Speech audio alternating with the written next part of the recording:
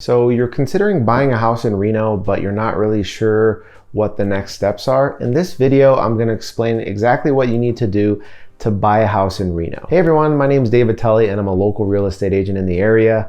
If you're wanting to learn more about Reno or the home buying process, just make sure to hit the subscribe button down below and the notification bell.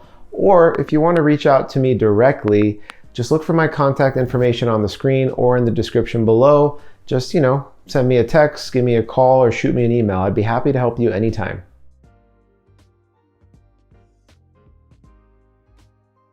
The first step in buying a house is the pre-approval process.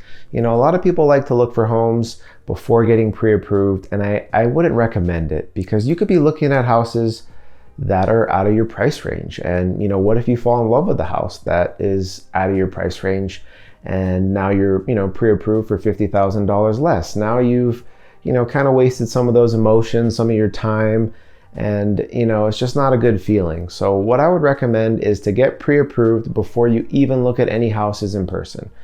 Sure, if you want to go take a look at some open houses, no problem, but you don't want to be running around with your agent for weeks and months and, you haven't been pre-approved.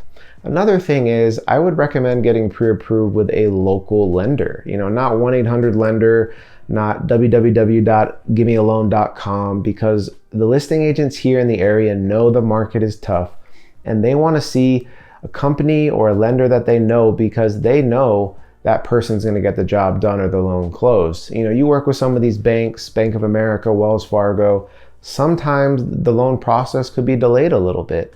So that is something I would recommend, is definitely get a local lender that you can trust. If you need a recommendation, just let me know. I'd be happy to help. And if you're paying cash, it's a lot simpler. All you need is proof of funds, and proof of funds just means a record of your bank statement showing you have the liquid assets to purchase a house with cash. All right, that about sums it up for step number 1. Let's get into step number 2. So step number 2 would be finding a real estate agent. Finding a real estate agent is very important, and I'm sure your friends, your family, your coworkers could recommend somebody to you that would do a good job in helping you.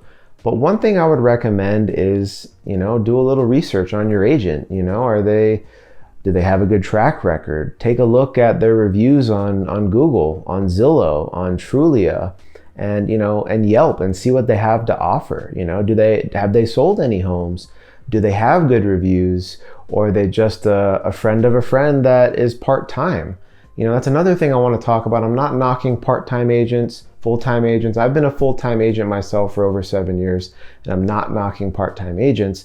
But in a market as fast as ours, you need an agent that's accessible and ready to go at all times, because a house being listed might not be there tomorrow. A house might go pending in less than 24 hours. So you need an agent that's ready to go at all times. Another thing is I've seen a lot of people say, okay, well, I just used that agent because my friend recommended them, but I didn't really like them, or I didn't really mesh well or fit well with them. You don't have to use that agent as long as you didn't sign anything. Find an agent that you enjoy working with. I'm not perfect. There's a lot of people that like working with me, and there's some people that don't, and that's totally fine. Everyone's different, and we don't work well together with every single person. So don't be afraid of finding the right real estate agent. Even if it's not me, you might have to go through a couple, but you'll find somebody who can help you and will take good care of you. So, all right, let's move on to step number 3. Step number 3 is searching for homes. It's a lot of fun.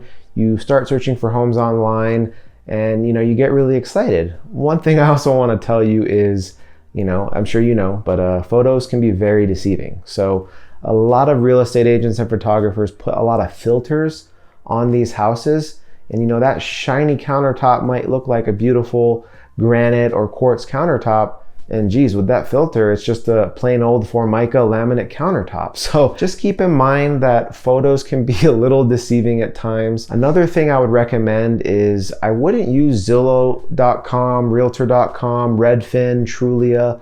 A lot of those websites can have accurate info, yes, but they take all the information from our Realtor multiple listing service. And sometimes the information can be correct, sometimes not correct. But most of all, a house could be pending, meaning there's an accepted offer for a week or two and Zillow might still say it's active.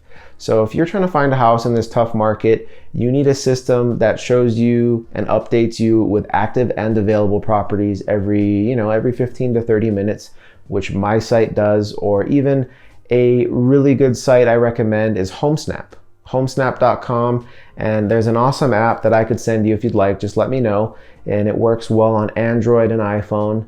And it's tied directly into our realtor system, so it updates every 15 to 20 minutes. So you're only seeing active and available properties. It's very important, because why would you want to get excited about a house that isn't actually available? But people do it all the time, and it makes me wonder. So I would contact your real estate agent directly and have them get you set up with something that is tied directly to the MLS or their website that's updated more frequently than Zillow, Realtor.com, and Redfin.